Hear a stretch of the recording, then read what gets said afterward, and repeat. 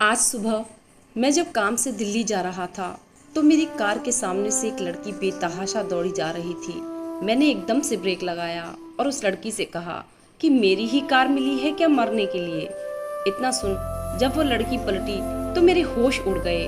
भला की खूबसूरत, इतनी सुंदर कि चांद भी देखे तो शर्मा जाए। उसकी खूबसूरती देख मेरी बोलती बंद हो गई और वो क्या बोल रही थी ये भी ना सुनाई दिया। उसने शादी का जोड़ा पहन रखा था जिसमें वो ऐसे लग रही थी मानो कोई परी जमीन पर उतर आई हो। जब उसने मेरा हाथ पकड़कर कहा, हाँ मुझे मरना है, चलाते क्यों नहीं गाड़ी, तब मैं अपने होश में आया और मैंने उसे शांत करते हुए पूछा कि क्या बात है, क्यों मरना चाहती हो। तो उसने रोते हुए कहा कि मैं एक लड़के से प्यार करती हूँ और मेरे पापा कहीं और शादी करा रहे थे, इसलिए मैं घर से भागकर उस लड़के के पास शादी करने के लिए गई। पर वहां जाकर पता चला कि वो तो पहले से ही शादीशुदा है। टूट गए मेरे सारे सपने, अब जीकर करना भी क्या है, अब तो घर भी नहीं जा सकती, क्या कहूंगी पापा से। मैंने उसे समझाते हुए कहा, कोई बात नहीं, पापा हैं, सब समझ जाएंगे, माफी मांग लेना बस।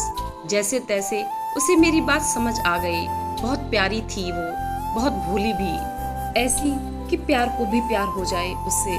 गालों पर काला तिल ऐसे लग रहा था कि नजर ना लगे उसे, इसलिए भगवान ने पहले ही काला टीका लगाकर भेजा था। देखते ही प्यार हो गया था मुझे। मैंने उसे घर छोड़ने का फैसला किया और बिठा लिया कार में। पूछा कहाँ है घर, तो उसने कहा दिल्ली में, जहाँ मुझे काम से जाना था। सारे रास्ते वो रोए जा रही थी। उसका ये दर्द मुझसे देखा नहीं जा रहा था। उसे रोते देख मेरा मन तो कर रहा था कि मैं उस लड़के को जाकर बहुत मारूं जिसने उसे धोखा दिया था। इस तरह रोते हुए वो ऐसे लग रही थी कि कोई मोम की गुड़िया पिघल रही हो। उसकी ये हालत मुझसे देखी नहीं जा रही थी। लग रहा था कि कब मैं इसके घर इसको सही सलामत पहुंचा दूं।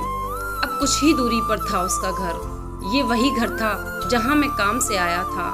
मैं जानता था उसके पिता को, बहुत मेहनती और ईमानदार व्यक्ति हैं वह, नेक दिल इंसान हैं। देखते ही अपनी बेटी को गले लगा लिया। बोले, कहाँ चली गई थी तू। ये सब देखकर दिल को खुशी मिल रही थी कि एक बेटी को उसके बाप से मिला दिया।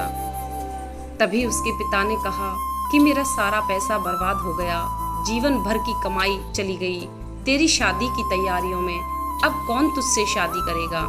तब मैंने कहा कि आप बुरा ना माने तो मैं आपकी बेटी को अपना बनाना चाहता हूँ और आप इजाज़त दें तो मैं अभी शादी करने के लिए तैयार हूँ। और इस तरह मैंने अपने पहले प्यार को पा लिया। और जो रिश्तेदार जो थोड़ी देर पहले अजीब सी बातें कर रहे थे वो भी अब खड़े होकर तालियां बजा रहे थे। बस इतनी सी थी ये कहानी।